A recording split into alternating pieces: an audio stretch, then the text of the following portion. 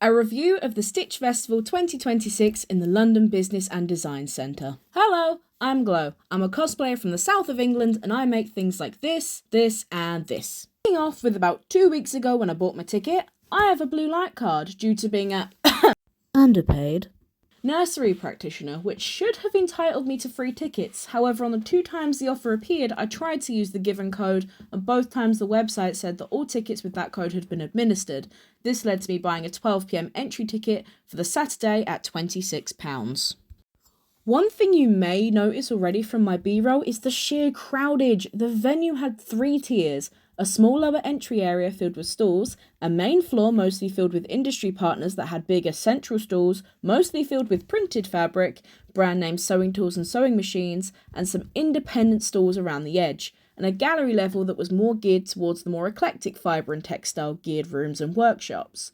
The lowest level and the gallery were completely stop-start, and at multiple points I was being pressed right up against the sides and unable to move. The showcase area had much more space, and I did really enjoy the displays dedicated to the competitions being run, but you'd be hard-pressed to see anything on the catwalk beyond the top of a model's head, in between the sheer density of other heads. A contraflow system in the walkways and more seating around the stage would have alleviated a lot of these issues. In fact, at one point, when I was being squished, a lady in an accent I couldn't quite place shouted, "I paid £40 to see, not stop!" You may think, well, just leave and come back if it's so busy. No!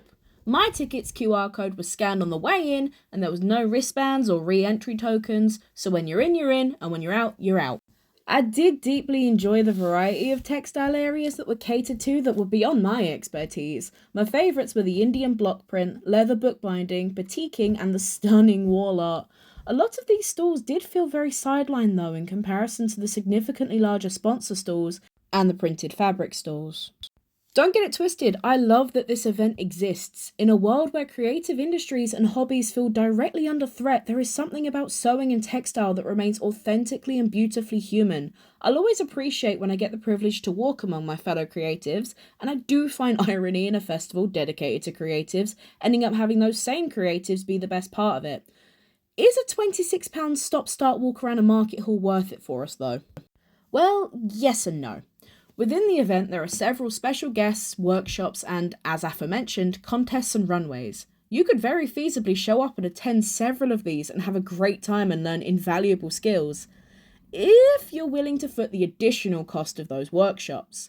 Then again, maybe I'm just personally bitter, as their top-billed creative guest is Patrick Grant, a host of Great British Sewing Bee, who still have me blocked on Twitter after I made a joke 3-ish years ago about bribing judges.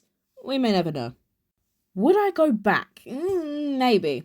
But that's the perspective of someone who had £26 to lose and was able-bodied enough to just about manoeuvre the horrific crowds.